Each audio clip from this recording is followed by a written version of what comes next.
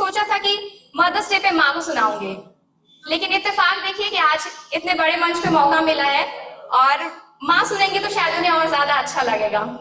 तो एक चिट्ठी मेरी माँ के नाम की।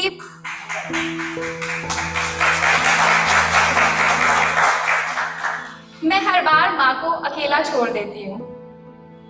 यूं तो कहते हैं कि बेटियां बड़ी होकर सहेलियां हो जाती हैं, माँ की सहेली हो जाती है, लेकिन मैं हर बार पता नहीं क्यों माँ को अकेला छोड़ देती हूँ। जैसे अगर बात करें जब खाना बनाने की बारी आती है, उसी वक्त मुझे पढ़ाई करना होता है और मैं कमरे में चली जाती हूँ, माँ को अकेला छोड़ देती हूँ। जब घर के और काम करने होते हैं ना, झाड़ू पोछा बर्तन कपड़े, मुझे उसी वक्त शरीर में कहीं ना कहीं दर्द हो जाता है, पेट पीठ हाथ गर्दन कान गले कुछ भी, और मैं आराम करने कमरे में चली जाती हूँ, माँ को अकेला छोड़ देती हूँ। और ये तो शायद आप सभी ज्यादा रिलेट कर पाएंगे, चाहे लड़कियां हो या लड़के हो, कि जब पापा का मूड ऑफ हो और वो बरस रहे होते हैं बिजली से भी तेज, रीजन भले ही हम हो, भले क्या हम ही होते हैं, तो रीजन भले ही हम हो, पापा बरस रहे होते हैं, हम चुपचाप पीछे से निकल जाते हैं और सारी चीजें माँ पे आ जाती है। हर बार की तरह इस बार भी माँ को अकेला छोड़ देते हैं।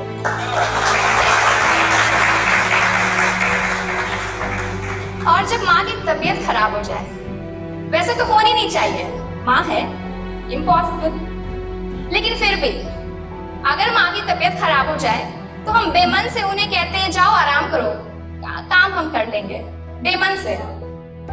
और हम फिर कामों में इतने बिजी हो जाते हैं कि उनका हाल तक पूछना गवारा नहीं समझते। हम पे काम का प्रेशर जो आ जाता है, माँ को दवाइयों के साथ कमरे में अकेले छोड़ के। जब रिलेटिव्स किसी बात पे माँ को ब्लेम कर रहे होते हैं, पता नहीं क्यों हम भी उन्हें शक की निगाहों से घूर रहे होते हैं। कहते हैं तुम्हारी ही गलती रही होगी, तुमने ऐसा क्यों बोला, तुमने ऐसा क्यों किया, क्यों बेकार की पुरानी बातों को लेकर बैठ जाती हो। माँ जानती है और हम हर बार हमेशा के तरह उन्हें फिर से अकेला छोड़ देते हैं। और वो माँ जब मुझे भूख लगी हो, जितनी जल्दी हो सके उससे जल्दी खाना बना कर ले आती है। और मेरी एक बहुत बुरी चीज है, आदत है कि मैं छोटी छोटी बातों पे परेशान हो जाती हूँ बहुत ज्यादा और माँ को ही ब्लेम करती हूँ। तो स्पेशली जब कहीं जाना हो और लेट हो रहा हो, तो जब मुझे कहीं जाना हो और लेट हो रहा हो, मेरी चीजें नहीं मिल रही हो, तो मैं माँ को ब्लेम करती हूँ और स्ट्रेस होकर उन्हें बोलती हूँ क्यों रख देती हो तुम, मेरी चीजों को हाथ क्यों लगाती हो। माँ चुपचाप से आती है, मेरी चीजें निकाल कर सामने रख के बिना कुछ कहे मुस्कुरा के चली जाती है।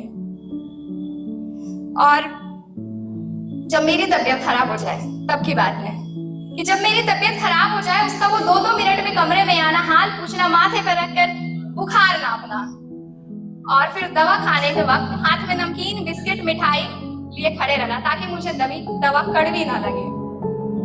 और तो और जब पापा हमें डांट रहे होते हैं, तब वो सामने एकदम ढाल की तरह आती है, सारी चीजें खुद पे लेती है। अरे मैंने ही कहा था इसे, बच्ची है, हम नहीं माफ करेंगे तो कौन करेगा, अभी गलतियां नहीं करेगी तो कौन करेगा, और हमें इशारा करती है निकल जाओ, जब गुस्सा ठंडा होगा तब आना।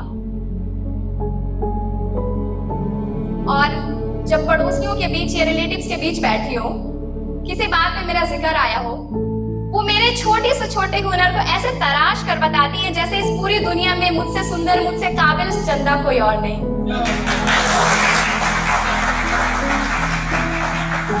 खैर, कहने को तो इतनी चीजें हैं कि पता नहीं कब टाइम ज्यादा हो जाए, तो बस यूं ही समझ लीजिए कि माँ, एक अकेली माँ पूरे घर की कवच है। और कहता है ना कि जो चीजें हमें नेचुरली मिलती है हमें उसकी कदर नहीं होती, माँ उनमें से एक सच है। Thank you.